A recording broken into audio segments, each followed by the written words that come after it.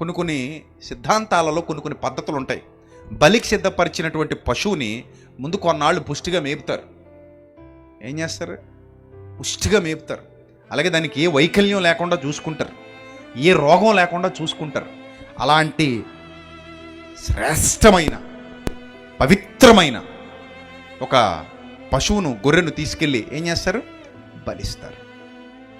దానికి సాదృశ్యంగా శ్రేష్టమైన బలి జరగాలి అని అనుకున్నప్పుడు పాపము, అపవిత్రత, దుష్టత్వము, దుర్మార్గత అను ఏ విధమైన పులిసిన పిండి లేకుండా స్వచ్ఛమైన పస్కా పశువు వధింపబడాలి, అలాంటి వధ జరగాలి అని కోరుకున్నటువంటి ప్రభువు సర్వమానవాళి పాప పరిహారార్థమై తన పవిత్ర రుధిరాన్ని ధారపోశాడు, తన పవిత్ర రక్తాన్ని చిందించాడు.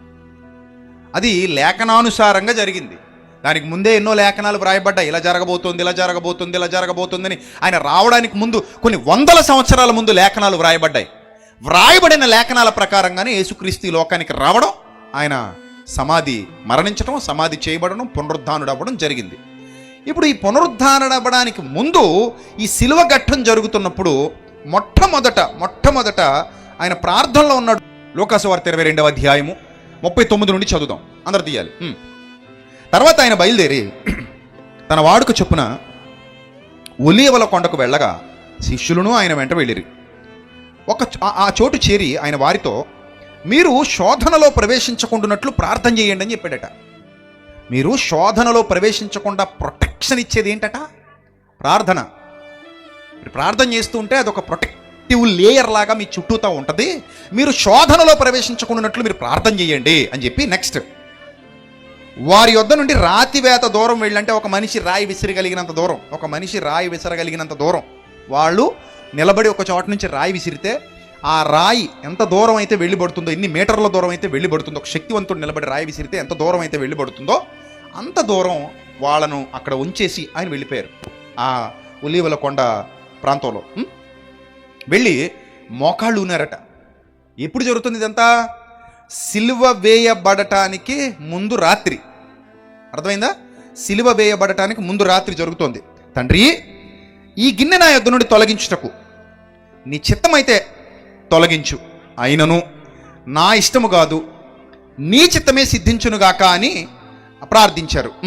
అప్పుడు పరలోకం నుండి ఒక దూత ఆయనకు కనబడి ఆయనను బలపరిచెను. ఆయన వేదన పడి, బాగా అర్థం చేసుకోండి, యేసు ప్రభు వారు ఏం పడుతున్నారు? వేదన పడుతున్నారు. అసలు ఆయన వేదన పడటానికి పాపం ఏమైనా చేశారా అంటే చేయలా. ఏ పాపము లేని పరిశుద్ధుడు ఏమవుతున్నాడంటే వేదన పడుతున్నాడు. ఆయన వేదన పడి నెక్స్ట్ మరింత ఆతురముగా ప్రార్థన చెయ్యగా, ఇది చూడండి చాలా అసాధారణమైన సంఘటన, సాధారణంగా జరిగే సంఘటన ఇక్కడ వ్రాయబడలా. వైద్య పరిభాషలో కూడా, వైద్య శాస్త్రంలో కూడా ఇది ఒక సాధారణమైన సంఘటనని చెప్పరు. చాలా అసాధారణమైన సంఘటన గురించి మనం ఇక్కడ చదువుకోబోతున్నాం. ఆ అసాధారణమైన సంఘటన ఏంటో చూడండి. మరి ఆతురముగా ప్రార్థన చేయగా ఆయన చెమట నేల పడుచున్న గొప్ప రక్త బిందువుల వలె ఆయనో అన్నాడు. దీని ఏమంటారు తెలుసా వైద్య పరిభాషలో? హెమాటిడ్రోసిస్ అంటారు. హెమటిడ్రోసిస్ అంటారు. అర్థమైందా? అంటే ఇది ఒక అసాధారణమైన ప్రక్రియ. చూడండి, ఈ వచనం మళ్ళీ ఒకసారి చదవండి. 44. ఆయన వేదన పడి మరింత ఆతురముగా ప్రార్థన చేయగా ఆయన చెమట నేలను పడుచున్న గొప్ప రక్త బిందువుల వలె ఆయను. మీరు కావాలంటే నెట్లోకి వెళ్ళి సెర్చ్ చేసుకోండి.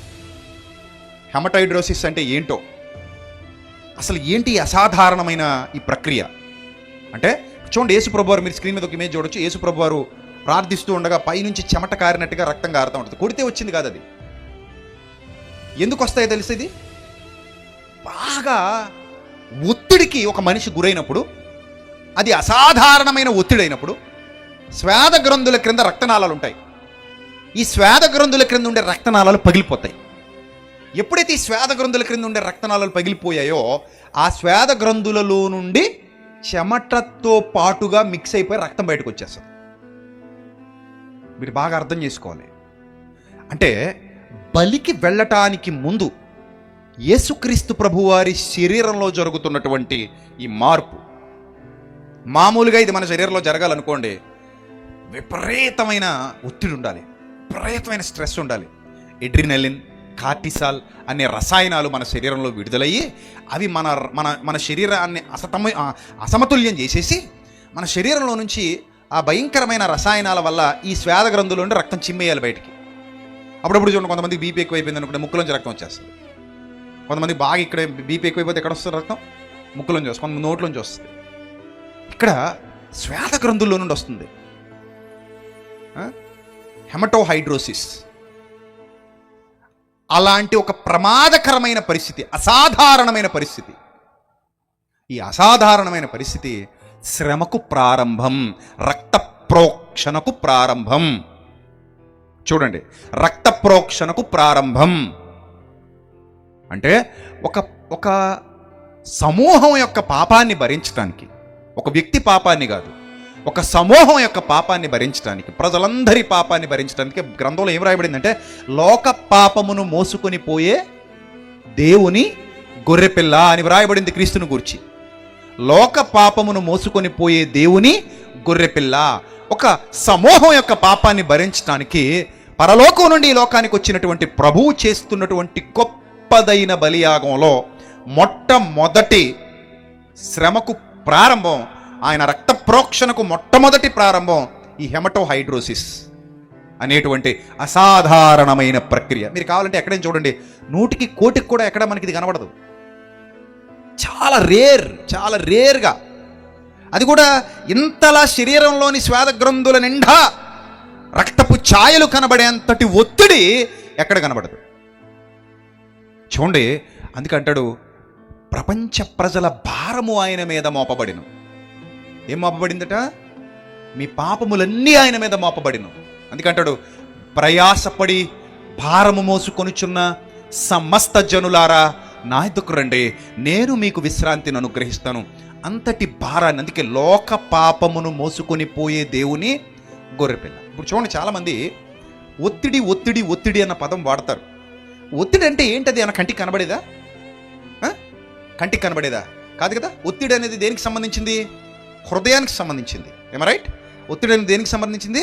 హృదయానికి సంబంధించింది. అంటే మెంటల్గా స్ట్రెస్ ఫీల్ అవుతున్నారు, మెంటల్గా భారం పెట్టేసుకున్నారు. అమ్మో, బాగా భారం పెట్టేసుకున్నాడండి ఆయన మానసికంగా కృంగిపోయాడు, లేదా మానసికంగా భారం ఎక్కువైపోయింది, ఆత్మీయంగా భారం ఎక్కువైపోయిందని చెప్తూ ఉంటారు చాలా సందర్భాలలో. వాళ్ళు ఒంటి మీద ఏమో 100 కేజీలు 200 కేజీలు 300 కేజీలు బరువు మోయరు, కానీ ఆ బరువు అంతా ఎక్కడ మోస్తున్నారు? మనసులో మోస్తున్నారు. ఎక్కడ మోస్తున్నారు? హృదయంలో మోస్తున్నారు. హృదయంలో మోసే భారం ఎక్కువైపోతే దాన్నే ఒత్తిడి, స్ట్రెస్ అంటారు. అందుకే లోపల ఈ బీపీ రేజ్ అయిపోవడం కానివ్వండి, షుగర్ ఎక్కువైపోవడం కానివ్వండి, టెన్షన్ పెరిగిపోయి ఒంటి మీద పుండ్లు పడిపోవడం కానివ్వండి, రకరకాల వ్యాధులు రావడం కానివ్వండి, శరీరం ప్రశాంతంగా ఉండదన్నమాట. లోపల ఒక పెద్ద అలజడి మొదలైపోయింది. ఈ అలజడి మోపబడుతున్న భారం, ఆయన మీద ప్రపంచ ప్రజల భారాన్ని దేవుడు మోపుతున్నాడు. ఎందుకు? అప్పటి వరకు ఒక గొర్రె మీద మోపబడినటువంటి చేతులు ఈరోజు అందరి భారం ఆయన మీద మోపబడితే మీరు అనుకోవచ్చు, ఏంటండి అసలు నాకు అర్థం కావట్లేదు, ఇక్కడ చెమటలో నుంచి రక్తం గారిపోయేంత ఒత్తిడి ఆయన ఎందుకు తీసుకోవాలి అని మీరు ఒకవేళ అనుకుంటే, ఫిజికల్గా నేను మీకు చెప్తున్నాను, దేవుడు ఆయన చెయ్యి వదిలేశాడు, ఆయన తీసుకోవడానికి సిద్ధపడ్డాడు. ఇప్పుడు నా ప్రపంచ ప్రజల భారాన్ని ఆయన మొయ్యడం అనగానే లిటరల్గా మనం తీసుకుంటే ఆ శిక్ష ఆయన భరించాల్సిందే, అంతే, తప్పదు. అది భరించాలి, శిక్ష భరించాలి, లిటరల్గా భరించాలి, ఫిజికల్గా భరించాలి. భరించి దాన్ని బేర్ చేయగలిగితేనే ఆ ప్రవచనాలు నెరవేరినట్టు. ఇది దేవుని సంకల్పం, దేవుని విధిలో భాగం అది. అలాంటి ఒక అద్భుతమైన ప్రక్షాళన జరిగించాలి, పాప ప్రక్షాళన జరిగించడానికి యేసుక్రీస్తు అందరి భారం తీసుకున్నాడు కదా. యేసు ప్రభు త్యాగాన్ని, ఆయన శ్రమను అర్థం చేసుకోవడానికి చాలా మనసు పెట్టాలండి, చాలా మనసు పెట్టాలి, కొంచెం ఉండాలి. అంటే గతకాలపు అనుభవాలు, చరిత్ర గ్రంథాలలో ఉన్నటువంటి విషయాలు, పాత నిబంధన ప్రవచనాల మీద ఒక అవగాహన, ఆనాటి నుండి ఈనాటి వరకు బలులు జరుగుతూ ఆ ఆత్మల లోకంలో ఎలాంటి స్థితిగతులు ఉన్నాయో ఇవన్నీ అవగతమైతే తప్ప యేసుక్రీస్తు ప్రభు వారి శ్రమ ఎంత గొప్పదో మనం అర్థం చేసుకోలేం. చాలా చులకనగా కనపడద్దు లేకపోతే చాలామందికి. ఆయన శ్రమ అర్థం కావాలంటే అది చులకన కాదు, చాలా శక్తివంతమైన శ్రమ. అది అర్థమైందా? చాలా శక్తివంతమైన శ్రమ.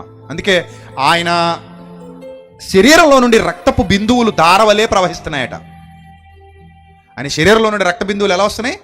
ధారవలే ప్రవహిస్తున్నాయి, చెమట వల్లే ప్రవహిస్తున్నాయని వ్రాయబడింది అక్కడ. చెమట వల్లే ప్రవహిస్తున్నాయి. ఆయన వేదన పడి మరింత ఆతురముగా ప్రార్థన చేయగా ఆయన చెమట నేల పడుచున్న గొప్ప రక్త బిందువుల వలె ఆయను. దీన్నే వైద్య పరిభాషలో ఏమన్నారని చెప్పాను? Hematohidrosis. Right, this is the point number 1. అంటే ఆయన శ్రమలకు ఆ దినమున ప్రారంభ ఘట్టం. యేసుక్రీస్తు ప్రభువారు రక్త ప్రోక్షణ జరిగించడానికి అది ప్రారంభ ఘట్టం.